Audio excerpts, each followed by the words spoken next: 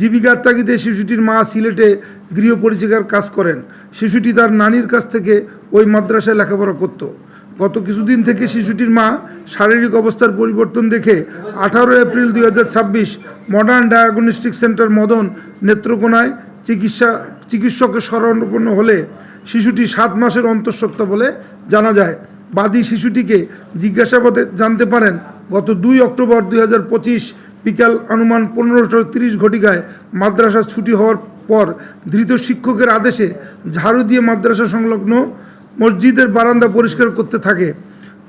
সেই মুহূর্তে ধৃত শিক্ষক শিশুটিকে তার কক্ষে ডেকে নিয়ে জোরপূর্বক তার ইচ্ছার বিরুদ্ধে ধর্ষণ করে বলে বাদী অভিযোগে উল্লেখ করেন।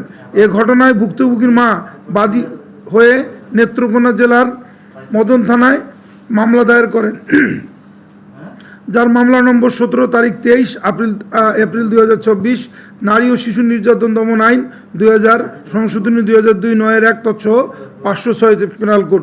উক্ত ঘটনাটি ইলেকট্রনিক, প্রিন্ট ও সোশ্যাল মিডিয়ায় ব্যাপকভাবে প্রচারিত ও আলোচিত হয়।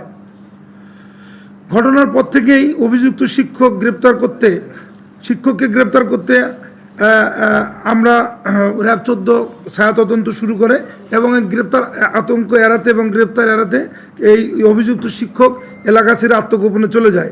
এরই ধারাবাহিকতায় গোপন সংবাদের ভিত্তিতে সদর কোম্পানি র্যাব 14 ময়মনসিংহের একটি চৌকস আভিযানিক দল 6 মে 2026 খ্রিস্টাব্দ ভোর আনুমানিক 4:15 ঘটিকায় ময়মনসিংহ জেলার গৌরীপুর থানার সোনামপুর এলাকা থেকে অভিযুক্ত আমানুল্লাহ মাহমুদ আরাফি ওরফে সাগরকে সাগরকে গ্রেপ্তার করতে সক্ষম হয়।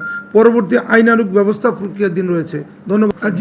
আমরা জিজ্ঞাসাবাদ করেছি তাকে, বা পরবর্তীতে তদন্তকারী কর্মকর্তা তাকে রিমান্ডে নিয়ে জিজ্ঞাসাবাদ করতে পারে। আমরা প্রাথমিক জিজ্ঞাসাবাদ করেছি, সে খুব বেশি কোনো কিছু বলেনি। ডিএনএ টেস্টের প্রয়োজন হলে অবশ্যই আদালতের পারমিশন সাপেক্ষে তদন্তকারী কর্মকর্তা অবশ্যই সেটা করবেন। তদন্তের সাথে যা যা করা দরকার আমরা কিছুক্ষণের মধ্যেই এই আসামিকে সংশ্লিষ্ট থানায় হস্তান্তর করব।